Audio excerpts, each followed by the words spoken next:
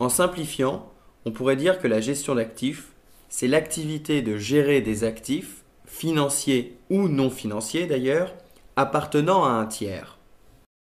Mais derrière le terme de gestion se cachent en fait plusieurs types d'activités gravitant autour de l'acte de gestion pur, qui sont la collecte, le conseil et toute une série de services financiers associés. Tout d'abord la collecte donc, qui, comme son nom l'indique, consiste à récolter les capitaux ou actifs qui vont être mis sous gestion. Aussi, on retrouve l'activité de conseil. C'est là l'expertise pour conseiller au client, au tiers, des placements correspondant à son profil. La gestion, donc, c'est le fait de placer l'argent qui est confié directement à la société de gestion. Enfin, les services associés, qui peuvent prendre des formes très variées, comme nous le verrons par la suite. Mais de qui une société de gestion peut-elle gérer l'argent? Qui est ce tiers? Eh bien, il peut être soit un investisseur privé, il s'agit tout simplement d'un particulier détenant un patrimoine plus ou moins important, soit d'un investisseur institutionnel, société d'investissement, fonds de pension, compagnie d'assurance. En résumé, on a donc 4 types d'activités et 2 grands types de clients. Les principaux business présentés dans cette tour vont pouvoir intervenir sur un ou plusieurs types d'activités et auprès d'un ou des 2 types de clientèle. Logiquement, nous pouvons donc imaginer une classification matricielle. Premier business, l'asset manager.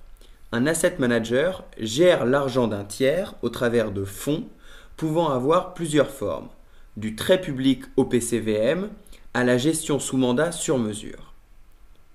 Quoi qu'il en soit, pour ce qui est des asset managers classiques, il y a un devoir de clarté sur un certain nombre de caractéristiques. Classe d'actifs, risk-return profile, liquidité, etc. Il existe différents types d'asset managers. L'asset manager classique, donc, gestion de fonds, taux, gestion diversifiée. Ce qu'on appelle l'alternative investment, qui regroupe les activités hedge fund et private equity. Et enfin, les fonds de fonds. La banque privée est une banque, filiale d'un grand groupe bancaire ou indépendante, qui offre des services financiers personnalisés et sophistiqués à des tiers détenant un patrimoine important. 2 grandes différences avec un asset manager. Premièrement, les clients des banques privées sont des investisseurs individuels. Secondement, la banque privée traite aussi et surtout d'autres problématiques fiscales et patrimoniales de ses clients. Le conseiller en gestion de patrimoine indépendant, ou CGPI, est un professionnel du conseil financier travaillant en toute indépendance par rapport au réseau bancaire ou d'assurance.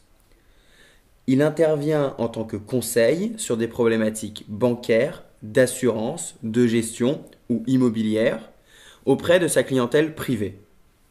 Légèrement à la marge de ces 3 premiers business, on trouve les Securities Services, encore connus sous le nom de métier-titre ou Asset Servicing. Ici, 3 activités principales. Premièrement, assurer ce qu'on appelle les services au fonds, administration de fonds, sous-traitance des fonctions middle et back-office. Aussi, faciliter le dénouement des opérations sur les marchés financiers, règlement livraison, gestion des produits dérivés. Et enfin, assurer le suivi de la conservation des titres, transfert de propriété et gestion des droits des détenteurs. Du fait de ces spécificités, la gestion d'actifs immobiliers purs, autre forme de gestion d'actifs, ne sera pas traitée ici pour le moment. De même, les métiers de l'assurance, parfois considérés comme de la gestion d'actifs, ne seront pas abordés ici, mais vous pourrez les retrouver dans notre tour assurance voisine.